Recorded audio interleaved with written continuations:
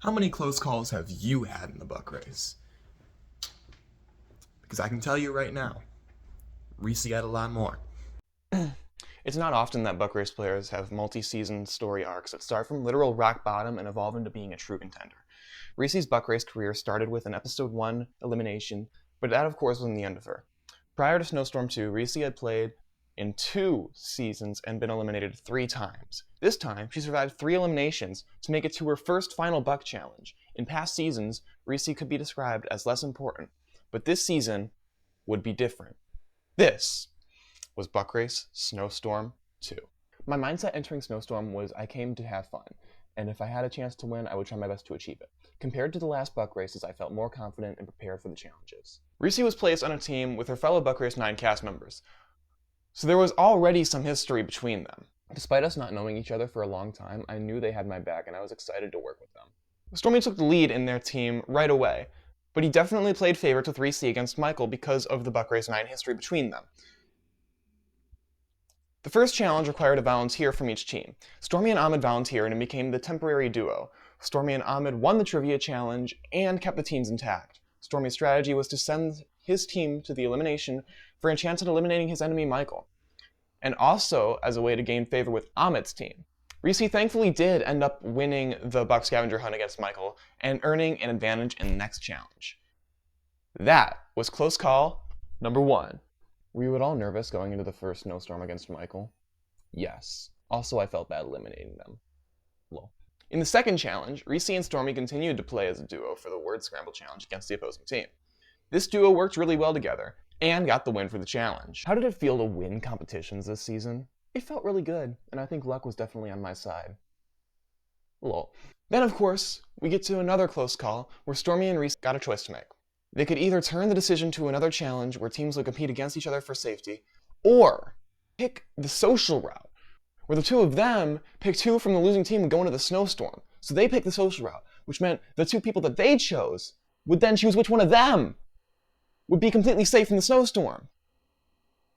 They chose Alice and Ace, who then chose Stormy to be safe, meaning Reese would be in danger if Alice and Ace beat the Sudoku puzzle in time. Alice did not beat the Sudoku in puzzle time, and was eliminated. Close call number 2. This leads us to our next round, the bucking game. This is when the teams were officially disbanded, and Stormy was the winner of this challenge. This meant that the mercenary challengers had to choose between Ace, Reese, and Ahmed to go against. And who were these challengers? Well, the final 2 of the first snowstorm, of course, Cameron and Pecco. The challenges were against them in their specialty. Pecco had to compete in a jigsaw puzzle, and Cameron played in a caption writing challenge. First, Pecco picked Ahmed to go against and beat him easily. Then, Cameron took on Reese. This was a big moment in her game, going against a legend in his own specialty. How did it feel when Cameron picked you to go against in the Forest Guardian challenge? Scary, TBH. I thought I was going to be eliminated for sure. The challenge went 3 rounds, and Cameron was in the lead for most of it. But then round 3 came along, and Reese beat Cameron by 1.5 points. And I know a thing or two about beating Cameron. Reese had avoided possible elimination again. Close call number 3. Reese was now headed into the final 3 with a good possibility of winning. Honestly, I was still about 50-50 about me winning, but I believed that I had a good chance that I could. 21 snowballs was the final 3 challenge of the season. Reese, Ace, and Stormy had to choose 1, 2, or 3 snowballs.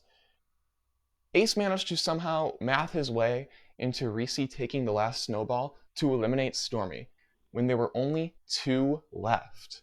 Close call. Count it with me, count it with me. Number 4. Reese was saddened by this, of course.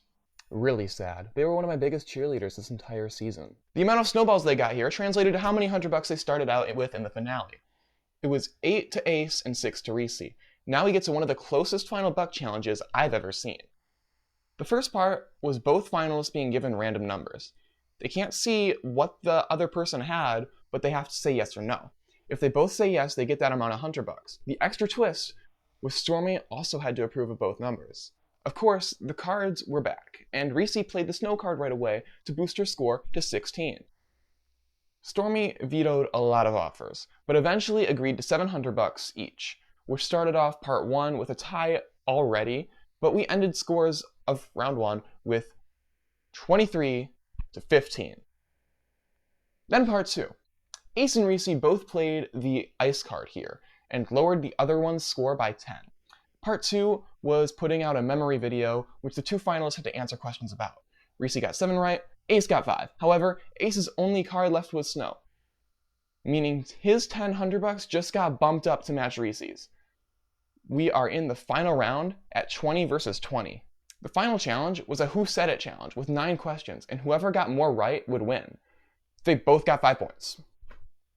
Another tie, meaning it all came down to the last quote, which was either from me or Pecco. And then Ace gets it right, while Reese gets it wrong, which was unfortunately close call number 5. I'm still shocked on how far I got. While I'm a little sad I lost, I couldn't get a Bang & Berry at Freshens, I am happy for Ace, and I will try my best to win the next one. No matter what happened this season, it was always intense.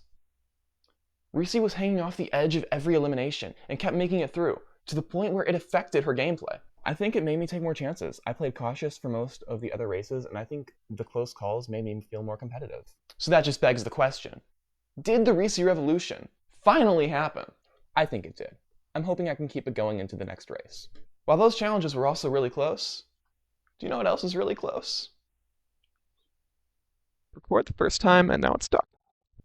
Press and record right away on this bitch. Okay. Man, it is really annoying that I did not press record the first time, although genuinely not as annoying as camera.